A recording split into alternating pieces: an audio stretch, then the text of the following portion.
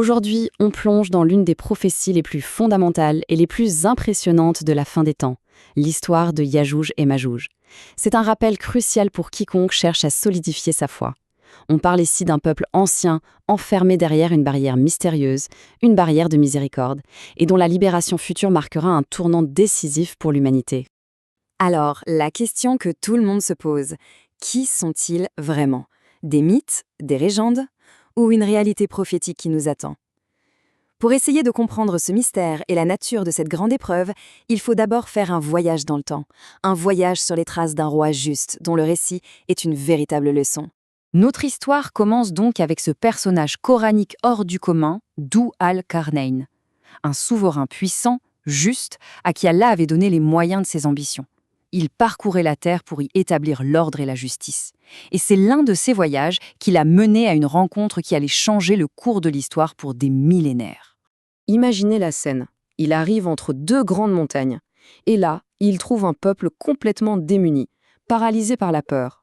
Ils réussissent à communiquer avec lui et lui disent en substance « Ô Dhu al-Qarnayn, les peuples de Yajouj et Majouj sèment la corruption et le chaos sur terre. Ils détruisent tout sur leur passage. On t'en supplie, construis une protection, un rempart entre eux et nous. » Face à une telle détresse, il n'a même pas demandé de récompense. Il a tout de suite vu l'opportunité de faire le bien. Et là, Dhu al-Qarnayn met en place un projet d'ingénierie absolument colossal. Il a mobilisé les forces de ce peuple.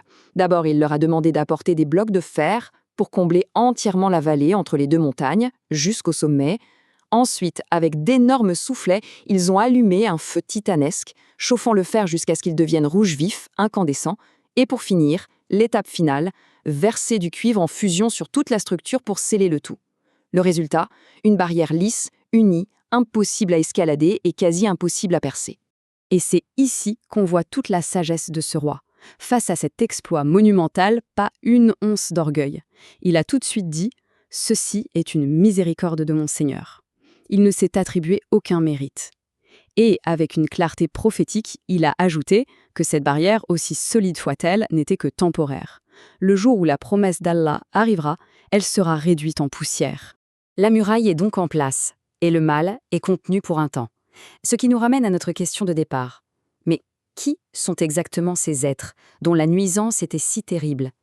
Il est temps de laisser de côté les spéculations et les mythes pour voir ce que les textes sacrés nous disent vraiment. Oubliez tout de suite les légendes qui parlent de monstres, de créatures étranges. Les sources sont très claires là-dessus, ce sont des êtres humains.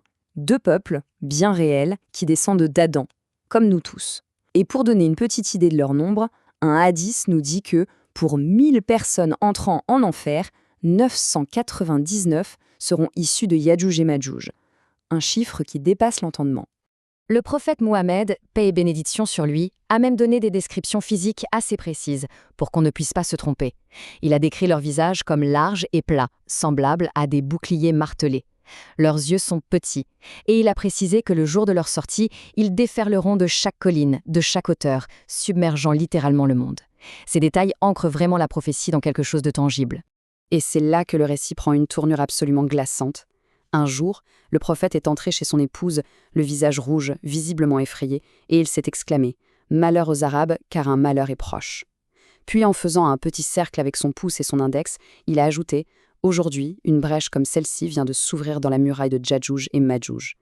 Ça veut dire que, depuis plus de 14 siècles, le compte à rebours a déjà commencé. Cette toute petite brèche n'est que le tout début. La prophétie nous décrit avec une précision incroyable le jour où la muraille va finalement céder. Alors intéressons-nous à la séquence des événements à venir, ce moment où la promesse divine s'accomplira. Alors, comment est-ce que ça va se passer? C'est fascinant. Les hadiths expliquent que chaque jour, ils creusent sans relâche. Et chaque soir, alors qu'ils sont sur le point de percer, leur chef leur dit « C'est bon pour aujourd'hui, rentrez, on finira demain ». Et chaque nuit, par la volonté d'Allah, la muraille se répare intégralement. Mais un jour viendra, le jour décrété par Allah, où leur chef dira la même chose, mais avec un ajout crucial. Rentrez, on finira demain, Inch'Allah, si Allah le veut. Et grâce à cette simple parole, cette reconnaissance de la volonté divine, le lendemain, ils reviendront et trouveront leur travail de la veille intact. La muraille tombera et le déferlement commencera.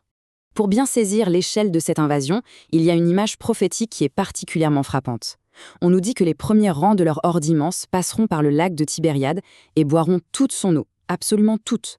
À tel point que lorsque les derniers arriveront, ils regarderont le lit asséché du lac et diront « Autrefois, il devait y avoir de l'eau ici ». Ça donne une idée vertigineuse de leur nombre. Leur puissance sera telle qu'aucune armée au monde ne pourra leur faire face. C'est impossible.